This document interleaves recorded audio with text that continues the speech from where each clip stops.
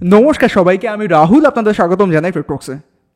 তো চলুন দেখে নিই সোমবার দিন মানে 21 তারিখ কীভাবে আমরা নিফটি 50 আর ব্যাঙ্ক নিফটিকে ট্রেড করব।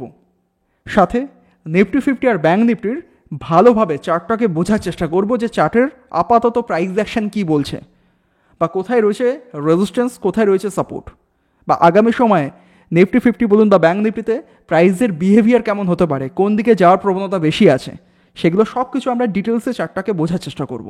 দেন গিয়ে আমরা ইন্ট্রাডেতে ট্রেড করার প্ল্যানটা ডিসাইড করব। চলুন শুরু করা যাক। তো শুরু করছি আমরা ব্যাঙ্ক নিফটি থেকে। তো এটা হচ্ছে ব্যাঙ্ক নিফটির ডেলি টাইম ফ্রেমের চার্ট। সবার প্রথমে চার্টটাকে যদি ভালোভাবে বুঝতে হয় আমাদের যেতে হবে কিন্তু মান্থলি টাইম ফ্রেমের উপরে। মান্থ থেকে যাব উইকলি, উইকলি থেকে যাব ডেলি, ডেলি থেকে যাব 15 মিনিট টাইম ফ্রেমের উপরে। ক্লিয়ার? তো মান্থলি কি দেখতে পাচ্ছি, এই যে মার্কেটে কিছুদিন ধরে ব্যাঙ্ক নিফটিতে যে একটা সেলিং প্রেশার ছিল, নিফটি 50তে এখনও রয়েছে, বাট ব্যাঙ্ক নিফটি সেই তুলনায় যথেষ্ট রিকভার করেছে আগে। ব্যাঙ্ক নিফটি তার যে অল টাইম হাই আছে সেখানে পর্যন্ত পৌঁছে গেছে। এবার কেমনভাবে পৌঁছেছে খেয়াল করে দেখুন। প্রাইস উপরে গেছে, একটা পুল ব্যাক নিয়েছে, উপরে গেছে পুল ব্যাক নিয়েছে, উপরে গেছে পুল ব্যাক নিয়েছে, উপরে গেছে পুল ব্যাক নিয়েছে, উপরে গেছে পুল ব্যাক নিয়েছে, আবার উপরের দিকে যাচ্ছে। মানে প্রাইস অ্যাকশন কিন্তু এখনও পর্যন্ত যদি বড় টাইম ফ্রেম দেখে বিচার করি তাহলে হেলদি রয়েছে, কোনো চাপ নেই। মানে প্রাইসের মধ্যে এখন স্ট্রংলি বুলিশ ভাব রয়েছে। শিওর। এরপর সব যখন আমরা জানলাম, সাথে এটা আমাদের একটু মার্ক করে দেওয়া উচিত হবে এর হাই কোথায় আছে। তো এই লেভেলটা হচ্ছে ব্যাঙ্ক নিফটির অল টাইম হাই। তো এখানে প্রাইস কিন্তু কিছুটা সময় হয়তো টাইম কাটাতে পারে, দেন গিয়ে ব্রেকআউট দেখাতে পারে। সেটা সময়ের সাথে দেখবো আমরা যে কী করতে চাইছে কি না। তো এবার চলুন যাই আমরা উইকলি টাইম ফ্রেমের উপরে। তো উইকলি টাইম ফ্রেমটাকে যদি ভালোভাবে অ্যানালিসিস করে দেখি, প্রথম কথা এই যে জোনটা আমরা মার্ক করলাম 53,690 ধরুন, হ্যাঁ 53,690 থেকে শুরু করে 54,467 লেভেল, মানে নিয়ার অ্যাবাউট নেই করে অলমোস্ট 1000 পয়েন্টের কাছাকাছি কিন্তু এখানে একটা জোন আমরা মার্ক করেছি। যেহেতু উইকলি টাইম ফ্রেমে রয়েছি তাই এত বড় জোনটা আমরা খুঁজে পাচ্ছি, যেখানে প্রাইস আগে দুবার রেজিস্ট্যান্স পেয়েছে, পেয়ে কিন্তু ফল করেছে বা পেয়ে কিন্তু পুল ব্যাক দেখিয়েছিল। অবশেষে লাস্ট একটা, দুটো, তিনটে, চারটে, পাঁচখানা গ্রিন ক্যান্ডেল তৈরি করতে করতে উইকলি টাইম ফ্রেমে এসে তার রেজিস্ট্যান্সের কাছাকাছি মার্কেট সুন্দরভাবে পৌঁছে গেছে। আর যে 2-3টে ক্যান্ডেল তৈরি করেছে দেখুন রিসেন্ট, সেই 2-3টে ক্যান্ডেল কিন্তু যথেষ্ট বড় বুলিশ ক্যান্ডেল। এর মধ্যে কিন্তু কোনো সেলারদের ডমিনেট আমরা খুঁজে পাচ্ছি না বড় টাইম ফ্রেম অনুযায়ী। ওকে, তো এখান থেকে বুঝতে পারছি হয়তো আগামী সময় একটা ব্রেকআউট দেখতে পাবো। এবার সবথেকে ভালো হয় যেহেতু কন্টিনিউ বুলিশ ক্যান্ডেল তৈরি করতে করতে এখানে পৌঁছে গেছে, সবথেকে ভালো হয় যে এখানে কিছুদিন টাইম কাটাক বা 2-1টা ক্যান্ডেল এখানে হোল্ড করুক। তারপর গিয়ে যখন ব্রেকআউট করবে ছোট্ট এসএল পাবো, তার এগেনস্টে কিন্তু বড় টার্গেট আমরা পেতে পাবো। কিন্তু এই রানিং ক্যান্ডেলের মধ্যে যদি ব্রেকআউট দেখি আমরা, তাহলে সেখানে কিন্তু স্টপ লস লাগানোর জন্য ভালোভাবে আপনি সুযোগ পাবেন না বা প্রপার একটা কোনো সুইং খুঁজে পাবেন না। সেখানে ট্র্যাপিং হওয়ার চান্স থাকবে বা এসএল হিট হওয়ার চান্সও থাকবে। হয়তো দেখালো ব্রেকআউট হলো, ব্রেকআউট ফেল হয়ে আগে আপনার এসএল খেলো, দেন আবার মার্কেট উপরে গেল, হতেই পারে। তার জন্যই বলছি সব থেকে ভালো হয়, এবার আমার বলাতে কিছু হয় না, বাট তবুও যদি মার্কেট এখানে 2-3টে উইক টাইম কাটিয়ে দেয়, ডোজি ক্যান্ডেল তৈরি করে বা সময় নেয়, নেওয়ার পর যখন ব্রেকআউটটা দেবে সেই ব্রেকআউটের মধ্যে জোশ বেশি থাকবে। Alright, fine. তো এবার যাবো আমরা কোথায়, ডেলি টাইম ফ্রেমের উপরে। তো দেখুন যেটা বলছিলাম, ডেলিতেও দেখতে পাচ্ছি যে প্রাইস টকটক করে সব বুলিশ ক্যান্ডেল তৈরি করতে করতে একতরফা একদম রেজিস্ট্যান্সের কাছাকাছি এসে পৌঁছে গেছে না থেমে। রাইট? তো এখানে সব থেকে ভালো হয় যে প্রাইস একটু থামুক, থেমে একটা প্রাইস অ্যাকশন বা চার্ট প্যাটার্ন তৈরি করুক, দেন গিয়ে যখন ব্রেকআউট দেখাবে সেই ব্রেকআউটের নিচে আমরা এসএল লাগাতে পারবো, ছোট্ট এসএল দেবো, তার এগেনস্টে কিন্তু টার্গেট আমরা একটা, যেহেতু অল টাইম হাইয়ের ব্রেকআউট হচ্ছে তো একটা ভালো টার্গেটও আমরা আশা করতে পারি। তো এগুলো হচ্ছে প্ল্যান। লেটস সি এবার মার্কেট যা করবে সেটাকে আমাদের মেনে নিতে হবে। তো এখানে যেটা বললাম, প্রথমে এখানে হোল্ড করে ব্রেকআউট করলে সেই ব্রেকআউটের নিচে আমরা এসএল লাগাবো, টার্গেট বড় নেবো। আর যদি রানিং ক্যান্ডেলে ব্রেকআউট হয় তো সেই ব্রেকআউটে যদি আপনি পার্টিসিপেট করতে চান তো করতে পারেন, কিন্তু কোয়ান্টিটি কম রেখে করবেন, কারণ এখানে স্টপ লস লাগানোর জন্য প্রপার এখনও পর্যন্ত সুইং আমি খুঁজে পাচ্ছি না। যদি প্রপার সুইংয়ের কথা বলে সেটা হচ্ছে এখান থেকে যে একটা সুইং লাগিয়ে মার্কেট উপরে গেছে একটা না, তো এর নিচে ছাড়া এসএল প্রপার খুঁজে পাচ্ছি না। এবার আপনি চাইলে হয়তো এই বড় ক্যান্ডেল দেখে তার নিচে এসএল লাগাতে পারেন, কিন্তু সেটা পারফেক্ট না। যদি পারফেক্ট হতে হয় তাহলে হয়তো মার্কেটকে এখানে একটু টাইম কাটানোর দরকার ছিল, তারপর যদি একটা সুইং লাগিয়ে মার্কেট উপরে যেত, দেন তার নিচে এসএল লাগানো যেত। এগুলো প্রাইস অ্যাকশনের ধরন। তো এটাই বলবো, যদি ইমিডিয়েট ব্রেকআউট দেখায় কালকে, যদি আপনি বাইং করতেই চান, যদি আপনার মধ্যে ফোমো আসে যে হয়তো মার্কেট একটা ভালো র্যালি দেখাতে পারে, তো বাই না করলে হয়তো মিস করে যাব, তো সেখানে একটু কোয়ান্টিটি কম রেখে প্লে করতে পারেন। যদি কম কোয়ান্টিটি নিয়ে আপনার এসএল হিট হয় সেটা কিন্তু গায়ে লাগবে না। যদি আপনি রেগুলার যেরকম কোয়ান্টিটি নিয়ে ট্রেড করেন সেরকম করতে গেলে এসএল হিট হলে কিন্তু গায়ে লাগবে।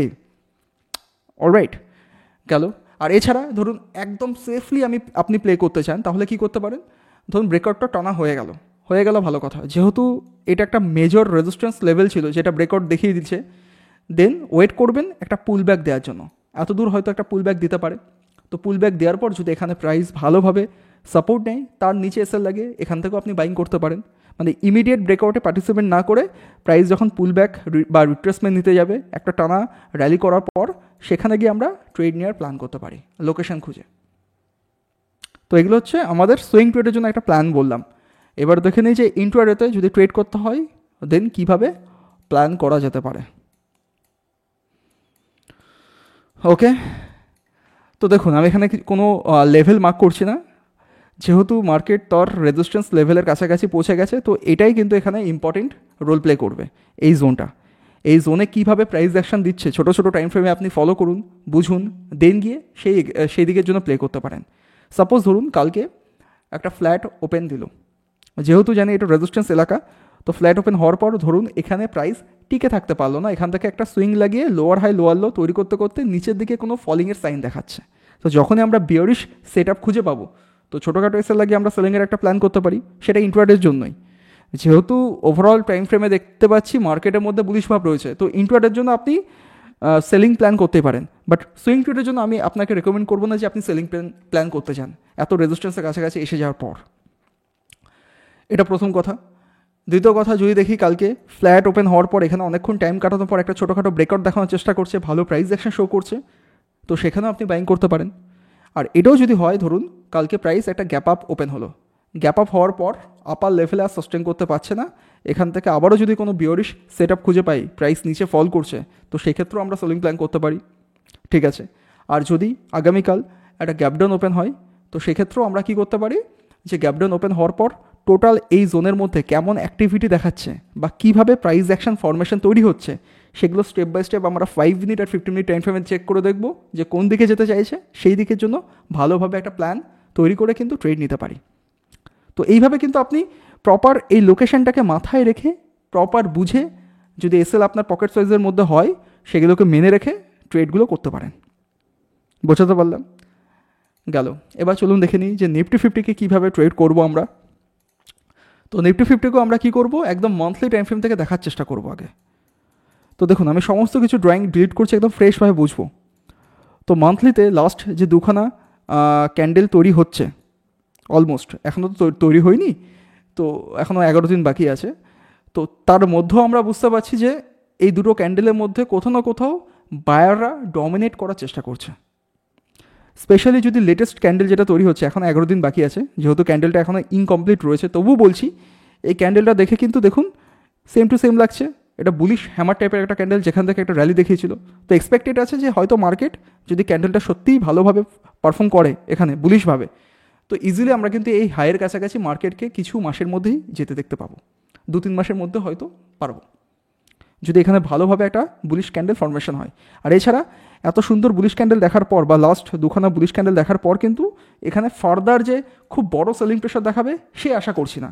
সেটা তখনই অ্যাপ্লিকেবল যখন দেখবে এই সাপোর্ট ভাঙছে, রাইট? সাপোর্ট যদি মার্কেটকে নিচে যেতেই হয়, তাহলে কেমনভাবে যাবে, মার্কেট উপরে নিচে ফল করলো, একটা পুল ব্যাক দেখাবে, আবার যখন ফল করবে সাপোর্টটাকে যখন ভেঙে দেবে, তখন গিয়ে কিন্তু আপনি অ্যাগ্রেসিভভাবে আবারও সেলিং প্ল্যান করতে পারেন। আদারওয়াইজ আপাতত আমি সেলিংয়ের কথা ভাবছি না। এটা ওভারঅল মান্থলি টাইম ফ্রেমের প্ল্যান। এবার যাই আমরা উইকলিতে। তো উইকলিতে কী দেখতে পাচ্ছি, প্রথম কথা প্রাইসের ধরনটা বুঝুন, কীভাবে প্রাইস অ্যাকশন চেঞ্জ হয়। আমরা জানি যখন প্রাইস নিচে ফল করে স্টেপ বাই ফল করে, আবার যখন মার্কেট যখন উপরের দিকে যাওয়ার চেষ্টা করবে, তখন কেমনভাবে যায়, উপরে গেল আবার একটা ফল করবে, কিন্তু এই ফলটা আর নিচের লেভেলটাকে ভাঙবে না, এখান থেকে সাপোর্ট নিয়ে আবার উপরে যাবে, হয়তো একটা ডব্লিউ প্যাটার্ন দেখতে পাবো। এছাড়াও প্রাইস অ্যাকশন বুলিশ হয়ে আবার নিচে একটা পুল ব্যাক দেবে, আবার উপরে যাবে।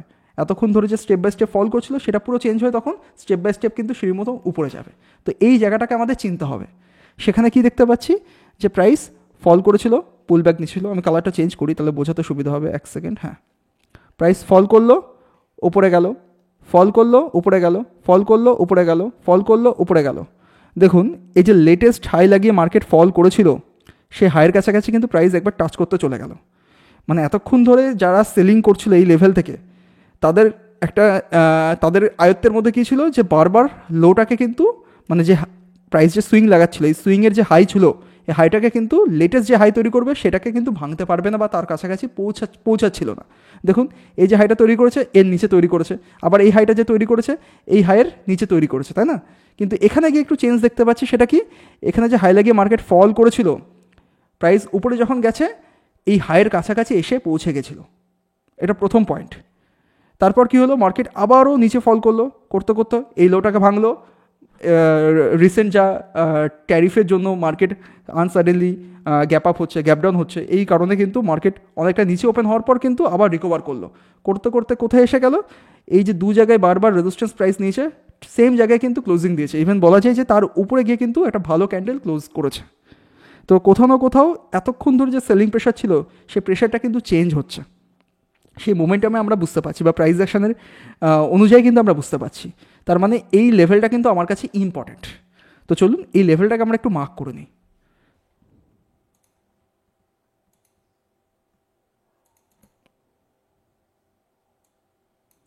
মার্ক করলাম। এবার চলুন আমরা যাই কোথায়, ডেলি টাইম ফ্রেমের উপরে। এবার ডেলিতে গিয়ে বোঝার চেষ্টা করি যে কীভাবে ট্রেডটা নিয়ে যেতে পারে। ঠিক আছে, আপনি মার্ক করে রাখুন আগে লেভেলটা 23,450 থেকে শুরু করে 23,807। তো এই টোটাল জোনটা কিন্তু রেজিস্ট্যান্স, আপনি ছোটো করতে পারেন, অসুবিধা নেই। এই 23,500, ওই ধরুন 23,600 থেকে 23,800, মানে 200 পয়েন্টের যে জোন আছে, এই জোনটা কিন্তু আপাতত প্রাইসের কাছে ইম্পর্টেন্ট এলাকা। কিন্তু সেই এলাকাকে আর কি ব্রেকআউট করে দিয়েছে একটা বড় বুলিশ ক্যান্ডেল দিয়ে লাস্ট দিন। তো আগামীকাল যদি প্রাইস, দেখুন ব্রেকআউট তো হয়ে গেছে, একটা সুন্দর ডাব্লু প্যাটার্ন দেখতে পাচ্ছি যার নেকলাইন এটা ছিল। তো আগামীকাল যদি প্রাইস দেখে একটা ভালো গ্যাপ আপ ওপেন হয়েছে, তো সবার প্রথমে আমি ইমিডিয়েট আর বাইং ট্রেড প্ল্যান করব না, আমি চাইবো প্রাইস একটা পুল ব্যাক নিক। এই যে রেজিস্ট্যান্স ছিল এতদিন ধরে, সেখানে সে সাপোর্ট নিক, সাপোর্ট নেওয়ার পর যদি কোনো প্রাইস অ্যাকশন খুঁজে পাই, দেন গিয়ে একটা ট্রেড প্ল্যান করতে পারি। আমি ইন্ট্রাডের জন্য বলছি। আর যদি দেখি প্রাইস ফ্ল্যাট ওপেন হয়েছে, যেহেতু একটা বড় বুলিশ ক্যান্ডেল হয়েছে, তো ফ্ল্যাট ওপেন হওয়ার পর চাইবো এখানে মার্কেট কিছুক্ষণ টাইম কাটানোর পর গিয়ে যখন ব্রেকআউট দেবে তখন গিয়ে আমরা বাই করতে যাব। ঠিক আছে। আর যদি দেখি ফ্ল্যাট ওপেন হওয়ার পর এখান থেকে কোনো বিয়ারিশ সেট আপ তৈরি করে মার্কেট নিচের দিকে ফল করছে, যেহেতু রেজিস্ট্যান্স আছে, রেজিস্ট্যান্স থেকে ধাক্কা খেয়ে মার্কেট যদি নিচের দিকে কোনো ফলিংয়ের সাইন দেখায় 5 মিনিট আর 50 মিনিট টাইম ফ্রেমের উপরে, তো ছোটোখাটো এসএল লাগে আমরা সেলিং প্ল্যান করতে পারি। ওকে। আর যদি প্রাইস কোনোভাবে গ্যাপডাউন ওপেন হয়, তো গ্যাপডাউন হলে হয়তো ট্রেড না করাই বেটার হবে। তবু যেটা আমি চাইবো মেনলি, গ্যাপডাউন ওপেন হওয়ার পর প্রাইস একটা উপরের দিকে পুল ব্যাক দেখাক। এই যে রেজিস্ট্যান্স আছে, রেজিস্ট্যান্স থেকে যদি দেখি রেজিস্ট্যান্স পাচ্ছে, তো সেলিং প্ল্যান করতে পারি। আর রেজিস্ট্যান্সে হোল্ড করে গেলে কালকে আর ট্রেড করবো না, মানে সোমবার দিন আর ট্রেড করবো না, তার পরের দিন দেখবো যে কেমনভাবে আবার নেক্সট দিন ট্রেড করা যায়। তো এই হচ্ছে মোটামুটি আমার ট্রেড প্ল্যান। কী বললাম বলে দিই। প্রথম কথা, একটা ব্রেকআউট আমরা দেখতে পেয়েছি, সুইং ট্রেডের জন্য অবশ্যই ভালো সুযোগ। তো ভালোভাবে একটু বুঝে প্রাইস অ্যাকশন দেখে সুইং ট্রেড আপনি প্লে করতে পারেন, প্রপার স্টপ লস লাগিয়ে। এছাড়া যদি ইনট্রাডের জন্য প্ল্যান করতে হয়, ফ্ল্যাট ওপেন হওয়ার পর যদি এখান থেকে রেজিস্ট্যান্স পাই, যেহেতু ইম্পর্টেন্ট জোনে আছে, ব্রেকআউট হওয়ার পরও ইম্পর্টেন্ট জোনের তো কাছাকাছি রয়েছে, তাই বলছি ফ্ল্যাট ওপেন হওয়ার পর যদি এখান থেকে ব্রেকডাউন দেখায়, সেলিং প্ল্যান করতে পারি। যদি গ্যাপ আপ ওপেন হয়, পুল ব্যাক চাইবো, এর কাছাকাছি আসুক, এখান থেকে যদি সাপোর্ট নেই, বাইং প্ল্যান করতে পারি। আর যদি গ্যাপডাউন ওপেন হয়, গ্যাপডাউন ওপেন হওয়ার পর রেজিস্ট্যান্সের কাছাকাছি এসে পৌঁছাক, এখান থেকে যদি সেলিং প্ল্যান দেখাই, তো সেলিং আমরা প্ল্যান তৈরি করতে পারি। তো ভিডিওটা হয়তো একটু লম্বা হয়ে গেছে, বাট আগামীকাল বা আগামী কিছুদিন মার্কেটে বিহেভিয়ার কেমন থাকতে পারে, কোথায় কোথায় ইম্পর্টেন্ট রেজিস্ট্যান্স লেভেল রয়েছে, মার্কেটের কন্ডিশন কী বলছে এখন, সেটা কিছুটা বোঝানোর চেষ্টা করলাম। যদি বুঝে থাকেন তাহলে প্লিজ ভিডিওটাকে লাইক, শেয়ার, কমেন্ট করে দেবেন, সাথে চ্যানেলটাকে সাবস্ক্রাইব করতে ভুলবেন না। আর যদি মনের মধ্যে কোনো ডাউট থেকে থাকে অবশ্যই আমাকে কমেন্ট করে জানান। আর এখনও পর্যন্ত যদি কোনো ভালো ডিমার্ট অ্যাকাউন্ট বা ট্রেডিং অ্যাকাউন্ট ওপেন না করে থাকেন, ভিডিও ডেসক্রিপশনে লিঙ্ক আছে, ফ্রি অফ কস্টে, 1 টাকাও লাগবে না, আপনি অ্যাকাউন্ট ওপেন করতে পারেন। দেখা হচ্ছে আগামীকাল। Good bye.